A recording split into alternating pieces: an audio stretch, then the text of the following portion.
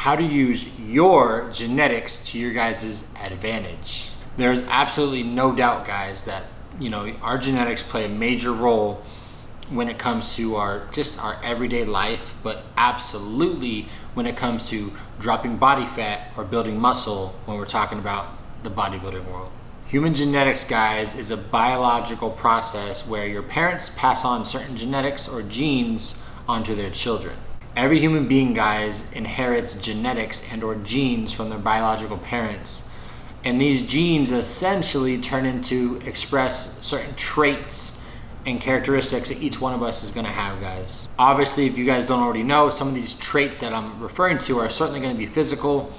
By physical, guys, I mean your hair, your eye color, skin tone, even your guys' height, or as well, some of your guys' shape of your guys' overall body. Another part of genetics, guys, which sometimes can be unfortunate, is when you're inheriting, certain diseases or disorders that may have been passed down by your parents to their children.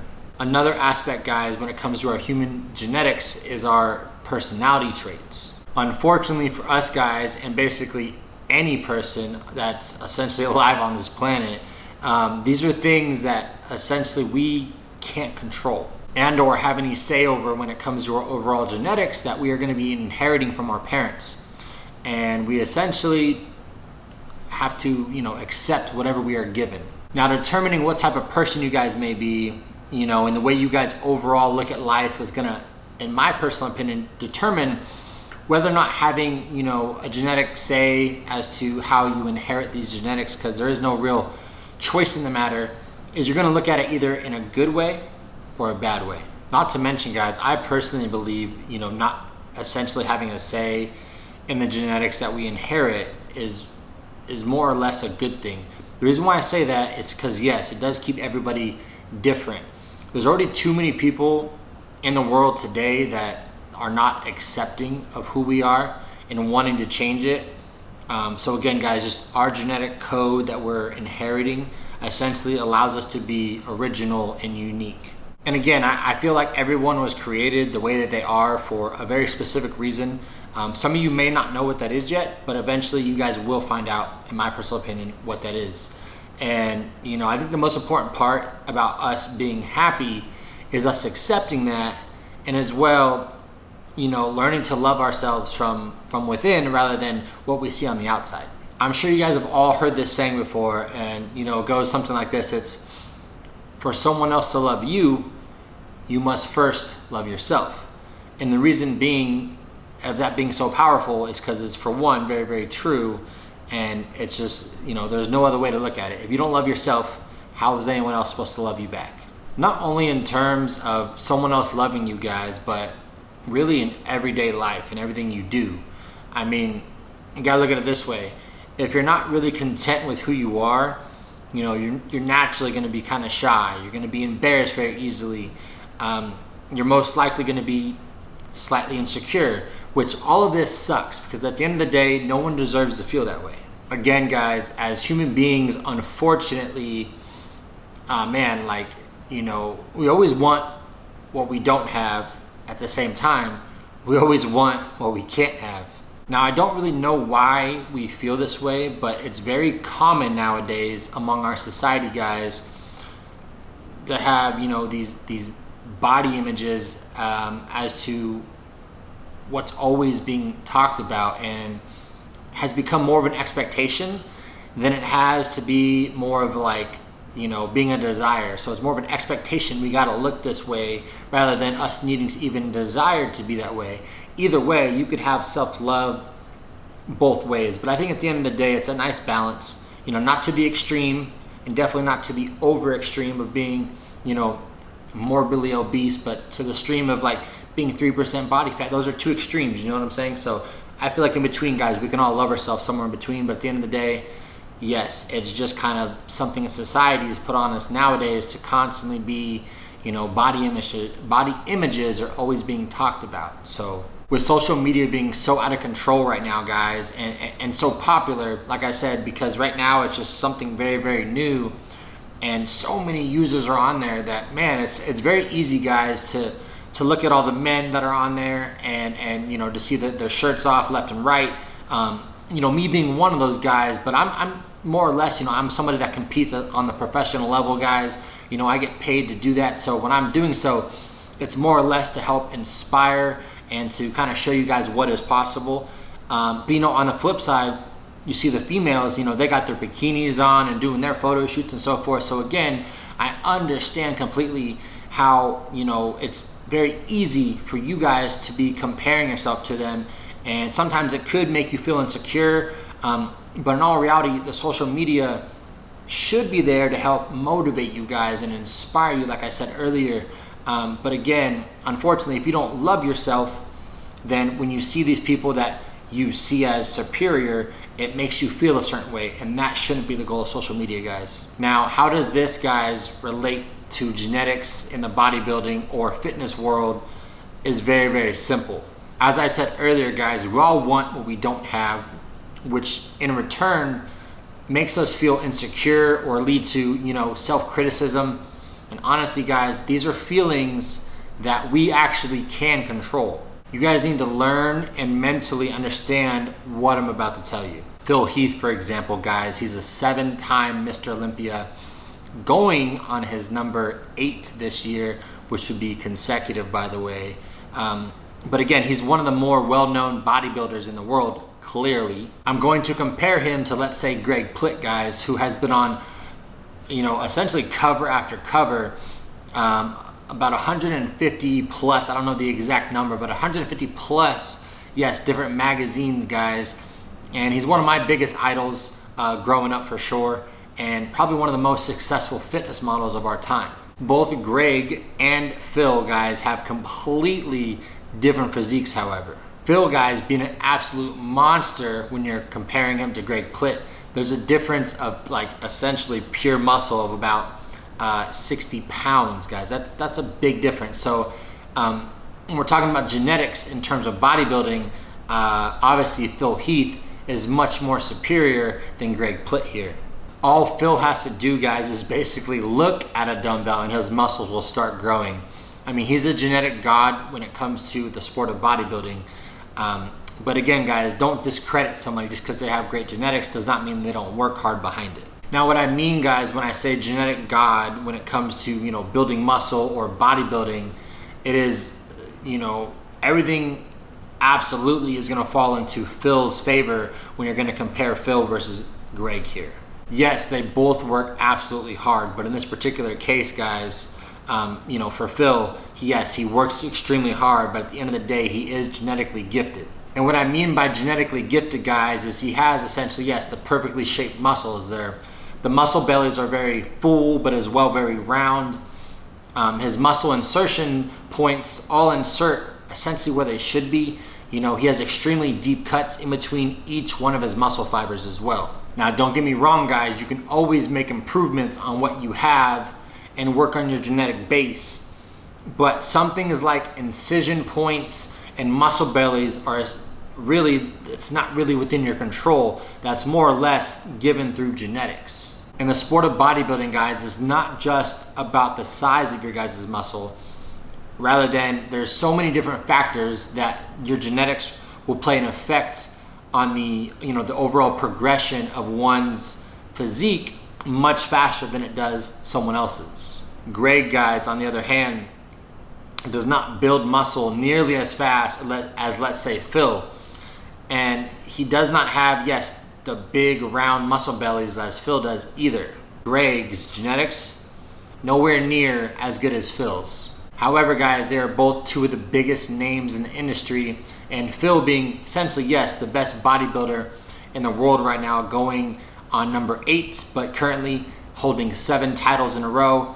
And then you have Greg, who's essentially, yes, the most ever covered fitness model of all time with 150 plus magazine covers, guys. Now, just because, guys, Phil may have superior genetics in terms of bodybuilding, it doesn't really take away from the fact that him and Greg are both extremely successful at what they both do. Now, when both their careers, guys, come to an end, and yes, unfortunately for Greg, his already has, but at the end of the day, guys, don't forget, he will still be remembered for one of the greatest of all time, regardless that, yes, Phil may have had more superior genetics than Greg himself. You guys can always excel what you've been given, because every single one of us guys is unique. At the end of the day, it's what makes you unique and gives you that advantage. I'm gonna give you guys another example. However, this time I'm gonna use two different females like Beyonce and Miranda Kerr.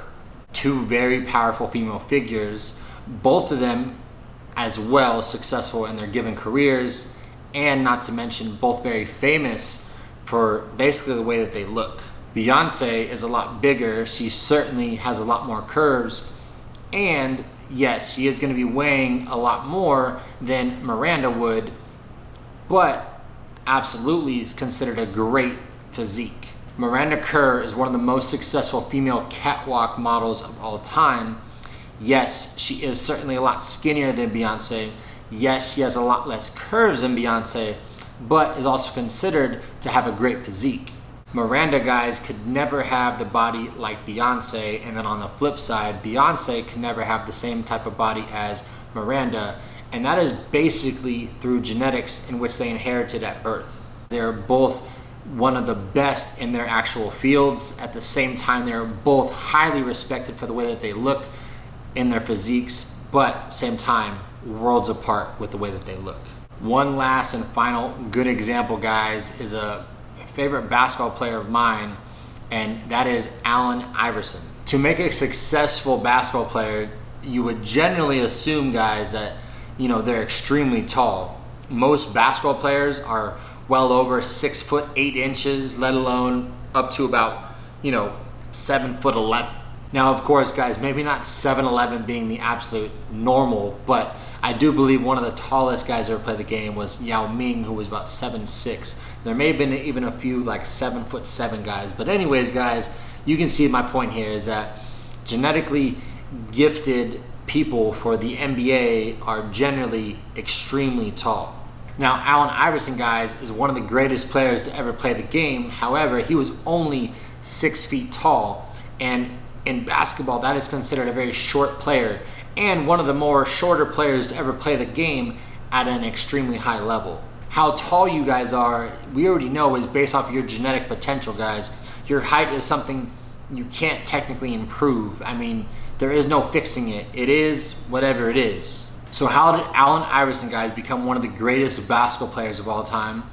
Even though, yes, he was at a genetic disadvantage for basketball due to his height, he actually worked with what he was given and used it to his advantage. Allen Iverson, guys, is known as one of the best three-point shooters to ever play in the NBA. So even though, yes, he may have been shorter, guys, he may not have been able to dunk as well, he may not have been able to block as well, he may not be able to jump as high as the other guys, but he still worked with what he was given. He practiced day in and day out, guys, year after year, and again, became one of the best three-point shooters to ever play in the NBA.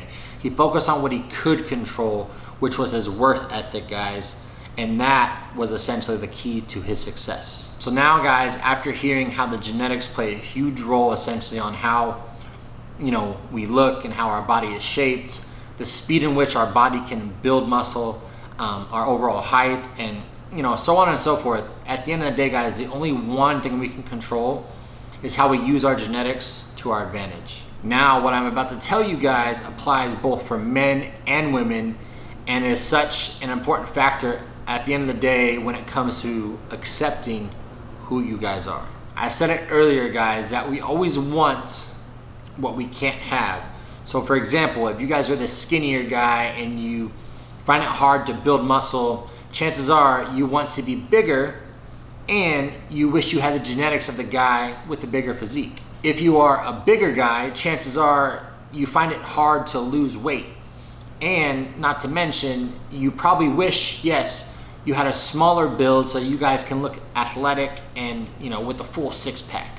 If you guys are the bigger girl, and let's say maybe with the curves, chances are you wish, you were skinnier and were able to look like a catwalk or runway model. Now, if you're the slimmer girl, maybe with less curves, chances are you wish you had more curves and you wish maybe you weren't so skinny.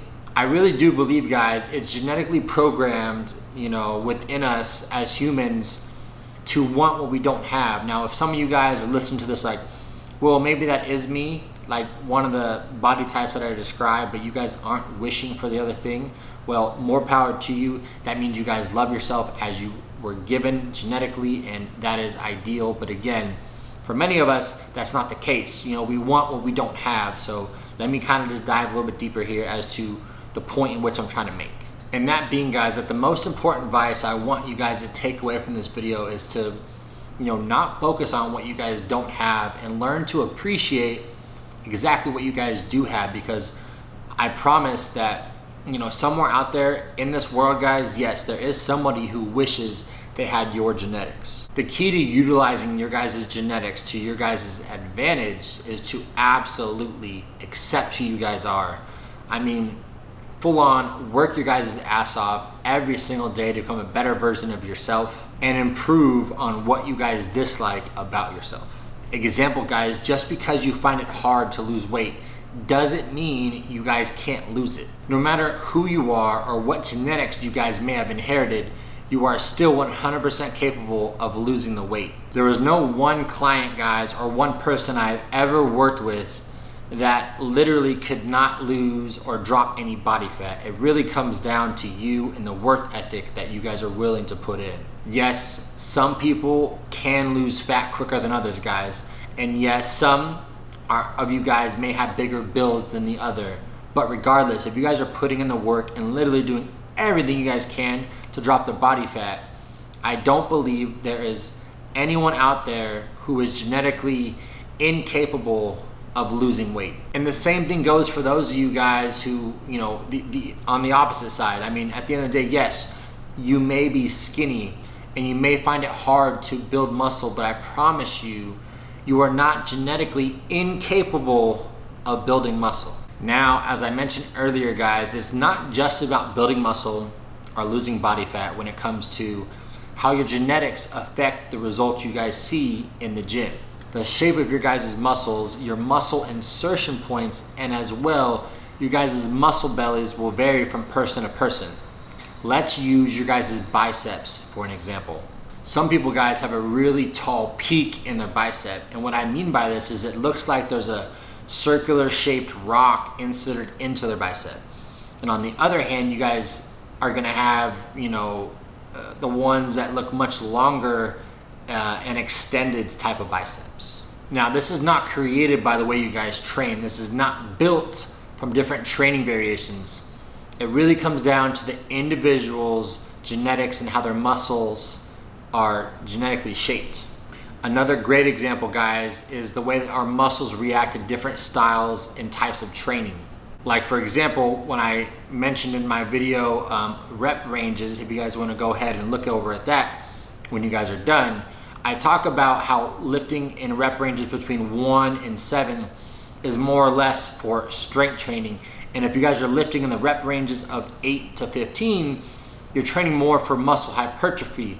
As a general statement, yes, that is correct. However, just because that is a general statement and is usually correct, guys, you must understand that not everybody is going to be responding the same way. So what I mean by that is, yes, some build muscle a lot faster on those lower rep ranges, and other people might build more muscle on the higher rep ranges. It really, again, sometimes comes down to one's genetics and how their body responds. Now, again, guys, the way your muscle fibers respond to certain types of lifting is really totally out of your guys' control. There is no right or wrong. It all comes down to, you know, the individual and as well our own genetics. And this is why, guys, I actually generally tell majority of the people that do ask me these types of questions and say that I can never really say that something is specifically wrong unless I've actually tried it for myself. And that's also because at the same time, what works for me may not work for you. So at the end of the day, each and every single one of us does respond differently to different training techniques, guys.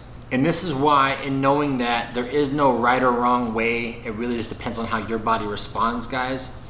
This is why I exactly say that you can't use your genetics as an excuse as to why you can't get results.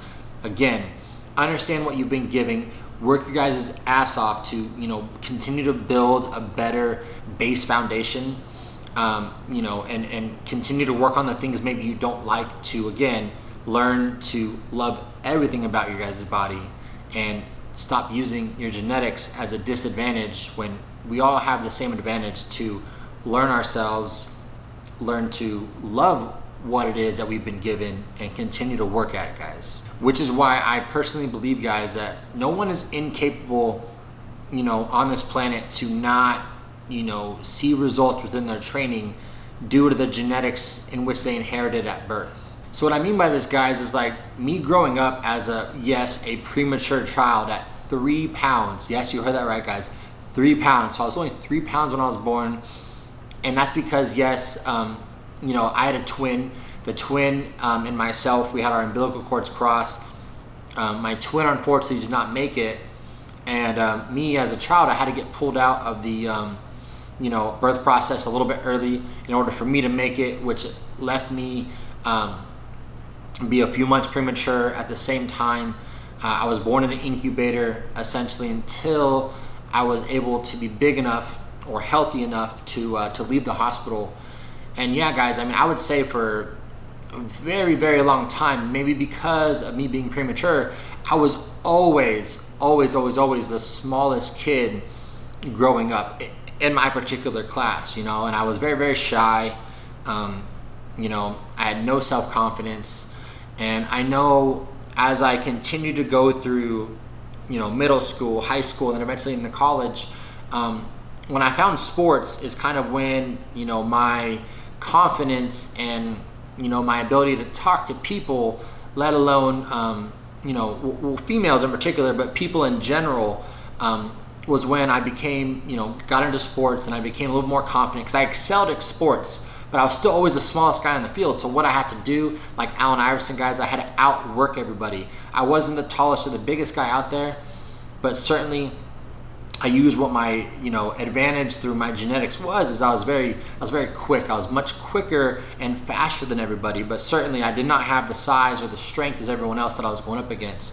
But I used what I had to my advantage, and over the years, certainly, yes, when I was in the gym, especially in my younger days, not so much anymore, but in the younger days, I would always look to the guys that were bigger. I'm like, man, I wish I could be that big. But, little did I know that the guys that I'm probably pointing at are probably, 3, 5, sometimes 7 years older than me. And it just means that they've been in there longer. You know what I mean? And now, I wouldn't really change much of who I am. Of course, there's still things that, guys, I look to improve. I'm always looking to improve, every aspect of myself. But at the end of the day, guys, I know what my disadvantage is being, a premature child, or I don't really think that plays a role anymore. But growing up, I certainly, had my disadvantages through my own genetic potential originally. And I feel like now, knowing a lot more, being in the gym for 15 plus years, I know what works and what doesn't work for me. And I continue to do and work with what I've been given genetically to my advantage. And if you guys can do the same and tap into what genetic advantage you guys have, that's the advantage you guys want to continue to utilize, but as well, work on those weaknesses, those areas that we want to improve, so we can continue to get better and better each day, guys. So like I said, guys, even for myself, I am the first one to admit that, yes, I am not perfect. If I could, I would perfect everything on my genetics and do that. But again, when you look within yourself, guys, you got to remember the key to being successful in life, or just in general, guys, is just to understand that, yes, our genetic potential, whatever that may or may not be, it doesn't matter. Work your guys' ass off, and again, continue to improve the areas in which you do want to improve. Not everybody wants to become perfect or whatever the case may be, and that's okay. And we shouldn't look at it as perfect. But again, your perfect is different from my perfect, and so on and so forth, guys. So, in all reality, we're all given a certain genetic potential, and that is what it is. We can't change it. But work your guys' ass off, like I said, and continue to just improve on a daily basis. Because at the end of the day, guys, everybody is, going to be beautiful, big, small, fit, skinny. It really does not matter.